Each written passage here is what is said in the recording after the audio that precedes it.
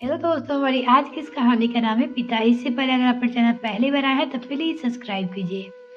आज सिया का तीसरा दिन था ससुराल में। वो जब से दुल्हन बनकर आई थी तब से कोई न कोई उसे कुछ न कुछ बात पे सुना रहा था। कभी दहेज को लेकर, कभी रस्मों को लेकर, क्योंकि उसके यहाँ की कुछ रस्में ससुराल की रस्में से नहीं मिलती थी और कुछ रस्में में लेन देन में कुछ कमी बेची रह गई थी। सिया सोच रही थी कि वो तो बहू बनकर आई है इस घर में। माँ बाप ने कहा था कि जा बेटी अपने घर, अब वही तेरा संसार है। सिया सोच रही थी कि अगर ये उसका घर है तो हर कोई परायापन क्यों दिखा रहा है, हर कोई क्यों ये बोल रहा है कि ये तुम्हारे घर से कुछ नहीं मिला है। सिया गुमसुम सी बैठी थी, अपने विचारों में गुम थी। तभी उसकी ननद ने कहा कि भाभी आपके पापा आए हैं। उसकी ननद अपनी भाभी से कहती है। सिया का चेहरा एकाएक खिल गया। वो पापा से मिलने के लिए जैसे ही उठी वैसे ही उसकी सास ने कहा, कहाँ जा रही हो बहू, ये तुम्हारा मायका नहीं जो उठी और चल दी। अभी जब मैं बुलाऊंगी तब आना अपने पापा से मिलने। सिया से एकदम वही रुक गई। ये क्या, अपने पापा से मिलने के लिए उसे इजाजत लेनी पड़ेगी।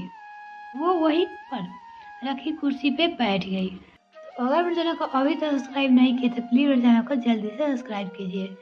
साथ में भी लेकर प्रेस करें ताकि मेरी और वीडियो का नोटिफिकेशन सबसे पहले आपको मिल सके। देखो ना, भिखारी की तरह आ गए चौथी में, आए हैं और कुछ लाए भी नहीं है।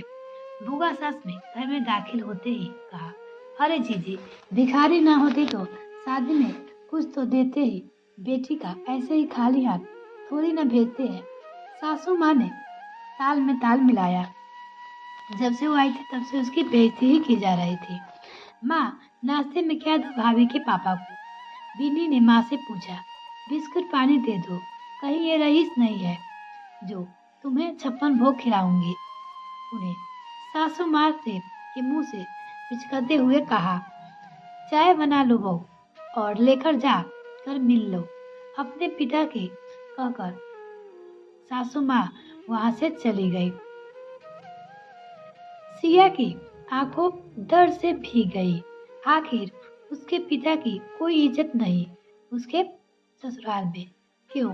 क्योंकि उनके पिता ने अपनी बेटी की दी। इसीलिए सिया ने चाय बनाया और डरते डरते नमकीन निकाला और गेस्ट रूम की तरफ चल पड़ी। अचानक उसके पैर रुक गए। उसके ससुर उसके पिता से कह रहे हैं, भाई साहब, आपने तो हमारी पूरी नाक ही कटवा दिया। दहेज के लिए कह रहे थे। जब बेटी ब्याहने की हैसियत नहीं थी तो क्यों इतने बड़े घर में ब्याही सब तरफ से थू थू हो रही है। आपने हम लोगों की हैसियत के हिसाब से कुछ भी नहीं दिया। उसके ससुर उसके पिता से कह रहे थे कि आपने कुछ नहीं दिया। पापा की आंखों झुकी थी और उनके हाथ जोड़े थे जैसे उन्होंने बेटी के ब्याह कर कोई गुनाह किया है। तो अगर मेरे चैनल को अभी तक सब्सक्राइब नहीं किया तो प्लीज मेरे चैनल को जल्दी से सब्सक्राइब कीजिए। सिया के आंखों में आंसू झरझर बह रहे थे। उसे लग रहा था कि आज सिर्फ उसकी वजह से उसके पिता, जिन्होंने अपना सब कुछ लुटा दिया था, वो जलील हो रहे हैं। मिलते हैं फिर नेक्स्ट वीडियो फ्रेंड, तब तक के लिए bye. Thanks for watching this video. अगर आप इस तरह की कहानी और भी देखना चाहते हैं तो प्लीज मेरे चैनल में जरूर देखिएगा। वहाँ बहुत ही अच्छी अच्छी कहानी आपको देखने को मिल जाएगी। एंड वीडियो को लाइक भी कीजिएगा एंड शेयर भी कीजिएगा। बाय।